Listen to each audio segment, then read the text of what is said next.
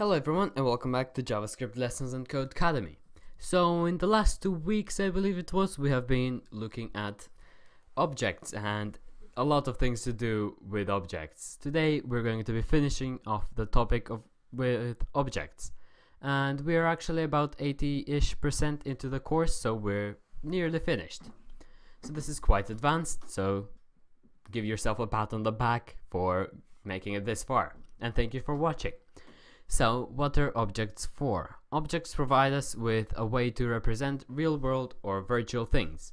We can do this by storing information inside the object's properties. These are two basic ways to make the object. You have literal notation and constructor notation. So, literal notation is where we use the curly brackets straight away to make something.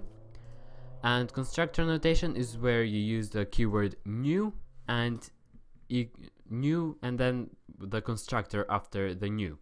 If you don't have your own constructor, then you use the default constructor object.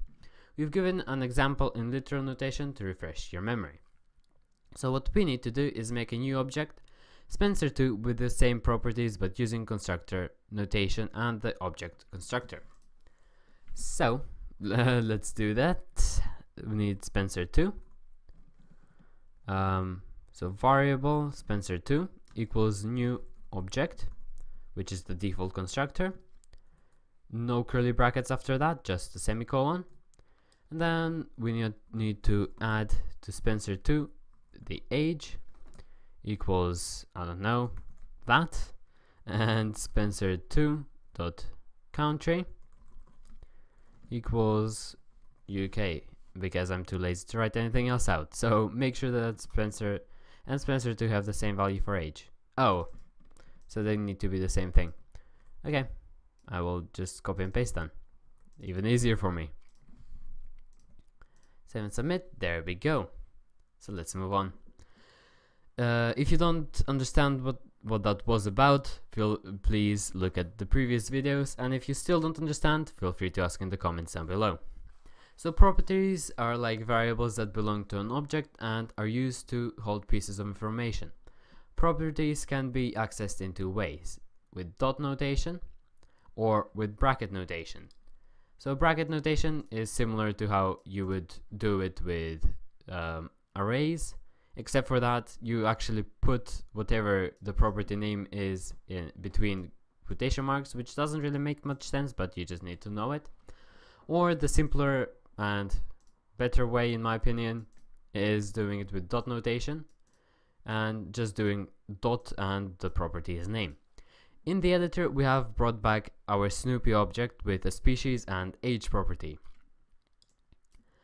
Let's set the global variable species to be Snoopy's species and the variable age to be Snoopy's age. For one, use dot notation and the other use bracket notation. So for species, we will use dot notation equals Snoopy dot species, and for this one we will use the square bracket notation, which is Snoopy square brackets age.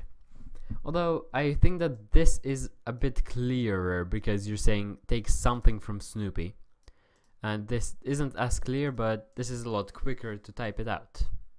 It really comes down to personal preference. This is only 4 characters, or actually 3 characters longer.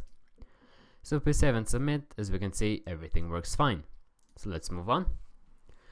Customizing constructors. In addition to the basic object constructor, we can define our own custom constructors. These are helpful for 2 reasons. Number 1, we can assign our object's properties through parameters we pass in when the object is created. And number 2, we can give our objects methods automatically. These both work to save us time and lines of code when we make objects, therefore making your program more efficient and probably saving the user some RAM in the process. So notice that without the constructor, it takes us 3 lines of code to make Harry Potter, an object that represents Harry Potter book number 1. Then in line 7 we introduce, so this is line 7, let's just look at that. We introduce a constructor for a book object where we pass in the pages and author properties as parameters. Use this constructor to make The Hobbit, a book with 320 pages by J.R.R. Tolkien. And notice by using the constructor you can do this in only one line instead of 3. So we need variable The Hobbit equals new, don't forget the new book in this case, with pages 320 pages, and the author is J.R.R. if I can get there, Tolkien. So we have done this in one line, but previously it was done in 3 lines. So it's a lot better to have your own pre-made constructor if you know that you will be using it more than once. If you're not using it more than once, then it really doesn't matter because you will have the same amount of lines, and I don't think it saves on efficiency. It might even be less efficient. So let's see if this works. As we can see, it works. So let's move on. Ooh, that's dodgy. There we go. I don't know what happened there. Methods. Methods are like functions that are associated with a particular object. They are especially helpful when you want to either update the object properties or calculate something based on an object's properties. Here we have included a circle object with a radius property representing the circle's radius. We have implemented an area function which calculates the circle's area. Notice we have used math.pi to get the pi value. Interesting. Define a method perimeter that calculates the perimeter of a circle. So that's 2 pi r. So define a perimeter. I'll just copy this and change things. This perimeter. Return math.pi times radius times 2. Because it's 2 pi r, and that should be fine. And we are finished with the course. So if you have any questions, please feel free to ask in the comments down below.